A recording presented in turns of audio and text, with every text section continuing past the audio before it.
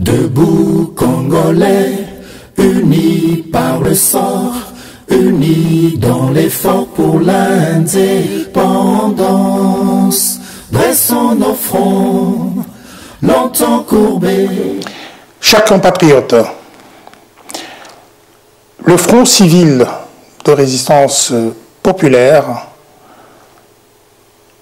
a procédé à une analyse de la situation et nous avons rédigé ce document.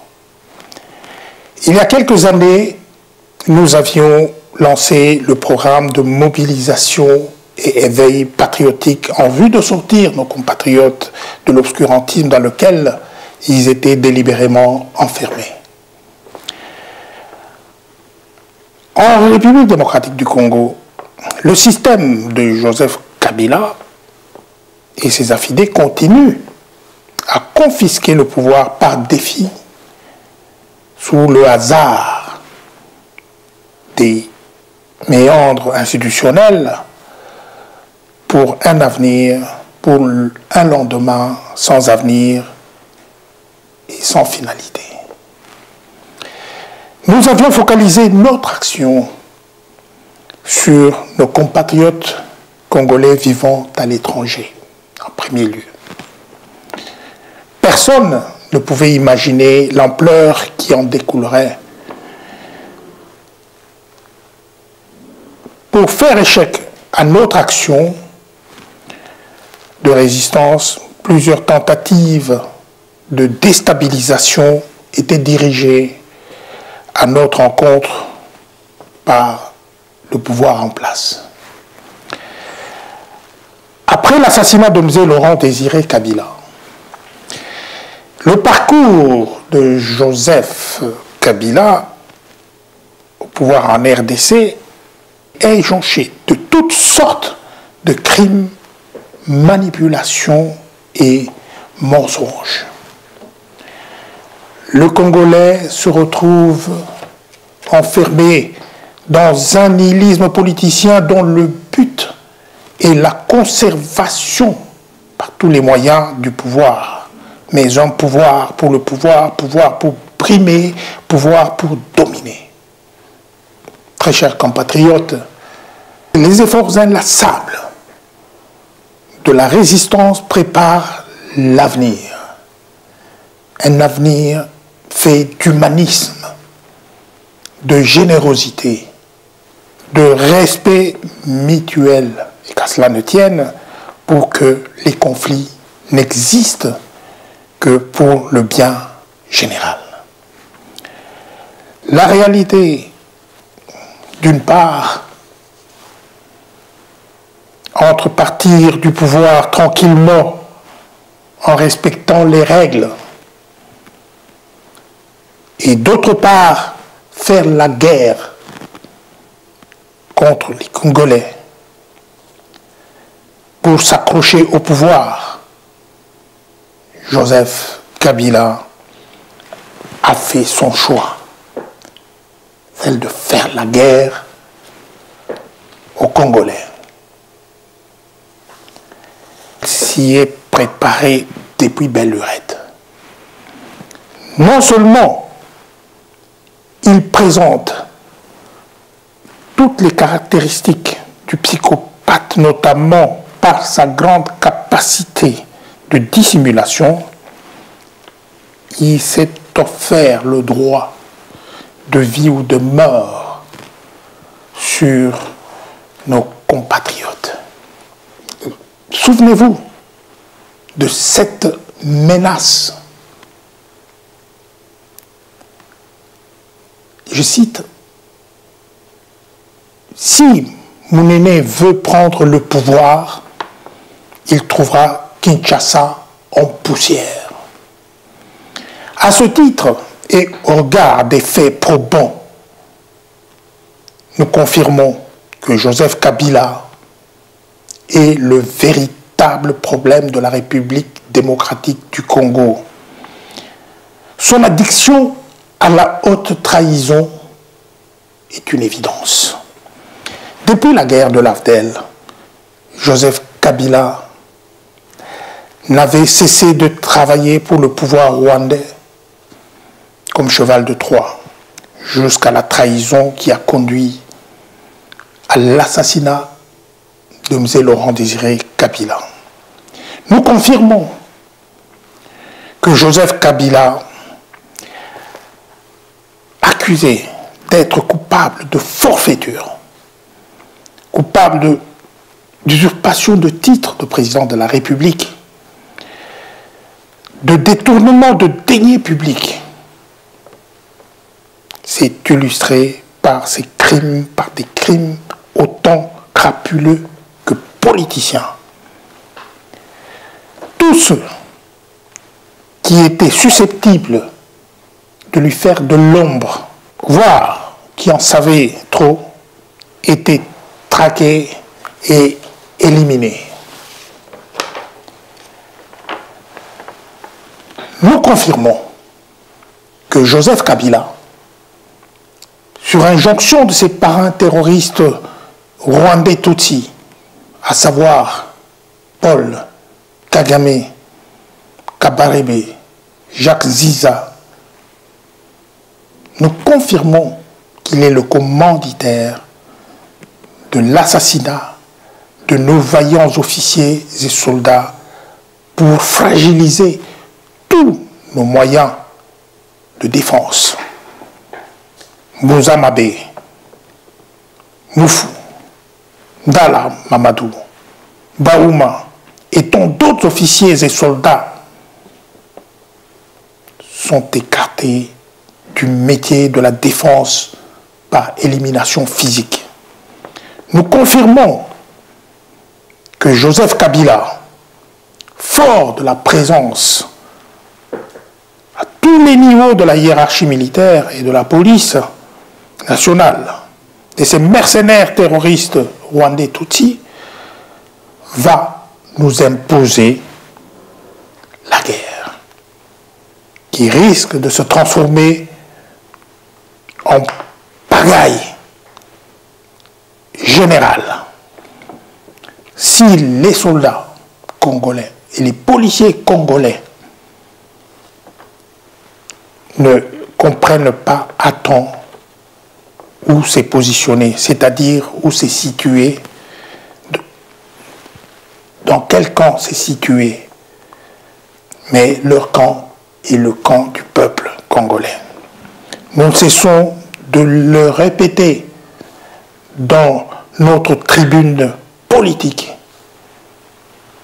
sur Internet, Tango Yako Papa, pour l'éveil patriotique de nos militaires et policiers congolais. En définitive, chers compatriotes, chers résistants, la position du Front civil de résistance populaire est rationnelle et non passionnelle. Avec Joseph Kabila, notre nation est en danger et nous devons nous défendre. La menace de guerre est réelle. Les résistants patriotes combattants doivent se mettre en alerte maximum. Les militaires et les policiers congolais doivent rejoindre la résistance populaire. Joseph Kabila a peur parce qu'il n'a plus d'alternative. C'est trop tard. Son sort est scellé. Nous devons le capturer. Je vous remercie. Pour de bon, prenons le plus bel élan dans la paix au peuple ardent. Par le labeur, nous bâtirons un pays plus beau qu'avant. Monsieur Kalama Ilunga Jean, un des membres du Front civil de la résistance populaire, est venu nous rejoindre à 2 pas de la porte de Bagnolet pour ceux qui connaissent l'environnement dans la région parisienne. Il s'agit d'un entretien de avec juste 3 questions pour savoir où cette guerre qu'il annonce va avoir lieu. La diaspora de la République démocratique du Congo en Europe est vraiment très inquiète. Monsieur Kalama, vous venez de parler d'une guerre. Mais que voulez-vous dire par là? Je confirme qu'il y a effectivement une préparation de guerre. Cette guerre est imminente. On croit, certains peuvent penser que je rêve pas. On analyse les faits, on essaie de voir ce qu'il y a dedans et on a analysé tout ce qui s'est passé, tout ce qui s'est suivi. Si vous analysez, si vous suivez l'affaire de la République démocratique du Congo, aujourd'hui, cette guerre ne sera plus à l'Est, ça sera à Kinshasa.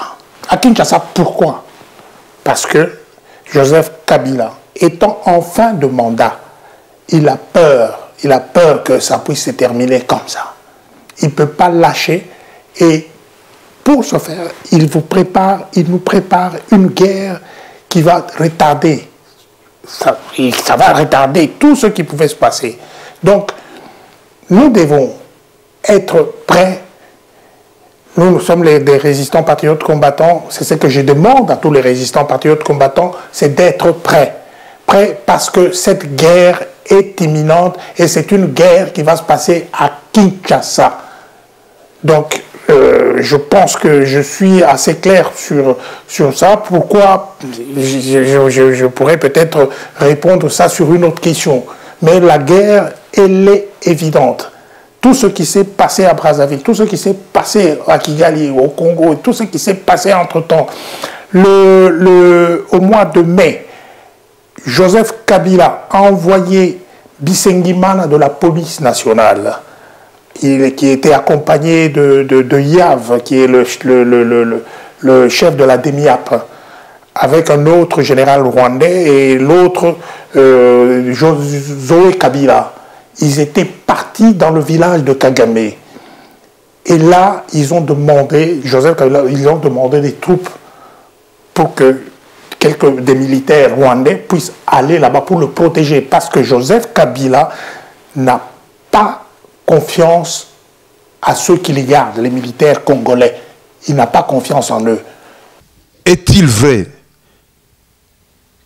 qu'il y a à Kinshasa, la capitale de la République démocratique du Congo, qui n'a jamais connu la guerre comme à l'Est, est-il vrai qu'il y a à Kinshasa la présence physique de plus de 2000 militaires de l'armée nationale de la République du Rwanda?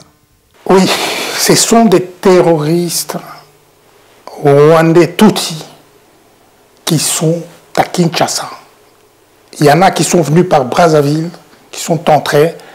On a construit des maisons très très vite, du côté de Kingakati là-bas, par là. On a construit des maisons pour les loger. Et le constat que les gens de Kinshasa peuvent faire, c'est qu'ils verront, en regardant, en observant, ils verront que les militaires qui sont habillés dans nos tenues militaires sont des Rwandais qui sont là, ils circulent. Mais on voit beaucoup de Rwandais. On s'arrête pas là. Nous prenons Kitona.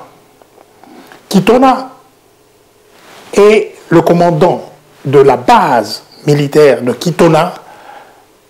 Mustapha, c'est un Rwandais qui est là depuis longtemps, gardé là-bas, donc il est là. On lui avait envoyé, personne n'a tiré attention. 2 bataillons qui étaient arrivés de Kigali jusqu'à Kitona. Et personne n'en a parlé. Et les 2 bataillons, dès qu'ils sont arrivés à Kitona, ils se sont rhabillés, ils ont pris nos tenues, les tenues des FARDC. Ils sont vers Inga. Ils sont partout là-bas. Vous allez vers Bandundu. Il y a des militaires rwandais qui sont par là. Kananga, ça on en a déjà parlé, on a dit qu'à Kananga, il y avait les 3000 militaires rwandais qui étaient avec Kundabatware, qui sont allés à Kananga. Or, à Kananga, qui est commandant à Kananga? C'est Opet. Opet est commandant de la région militaire, de la 5e région militaire, je crois. Et étant commandant de la 5e région militaire, c'est-à-dire qu'avec 3000 militaires, d'autres Rwandais qui étaient là, il peut faire un coup. Qui est Opet? C'est un terroriste rwandais Tutsi qui est là depuis longtemps, qu'on a affecté là-bas. On l'a déjà cité, on a parlé de cet Opet qui est là avec des Rwandais, celui qui commande la base, la 5e région militaire à Kananga. Il a placé des militaires rwandais un peu partout et un jour, nous risquons tous d'être surpris en disant que Kananga et Mbujimayi sont pris. Donc, on ne s'étonne pas. En avril de cette année, le Front civil de résistance populaire avait envoyé un communiqué à des journalistes congolais de l'Europe pour donner cette information que Joseph Kabila a acheté des armes et qui n'ont pas été enregistrées dans les fichiers de l'armée nationale, le FARDC. Est-ce que pour cette circonstance, vous confirmez ce que vous nous avez envoyé comme communiqué? Au mois d'avril, effectivement, Joseph Kabila avait commandé des armes. Il y a des armes qui sont venues d'Ukraine, des armes qui étaient venues un peu d'un peu partout, et ces armes ne sont pas allées, n'étaient pas logées à la base logistique. C'était parti à Kingakati. Et nous avions bien, dans Tanguako Papa, je crois, numéro 12 ou 14, on a dit qu'il y avait des scouts, des armes qui sont là, qu'ils gardent à Kingakati. Je n'oublie pas, parce que la personne, au niveau de l'état-major général, la personne qui s'occupe de la logistique, le G4, Malik. Malik, qui est Malik? Malik est un terroriste rwandais, Tutsi, qui sont infiltrés dans notre armée, qui sont infiltrés à tous les niveaux,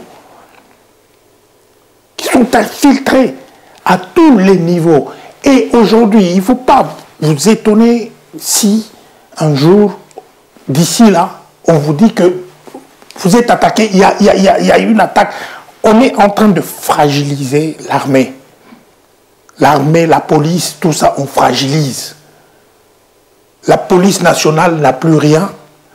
Il n'y a personne, il n'y a pas de militaires, il n'y a pas d'officiers qui peuvent tenir tête à tous ces gens-là, qui occupent des fonctions stratégiques dans notre armée.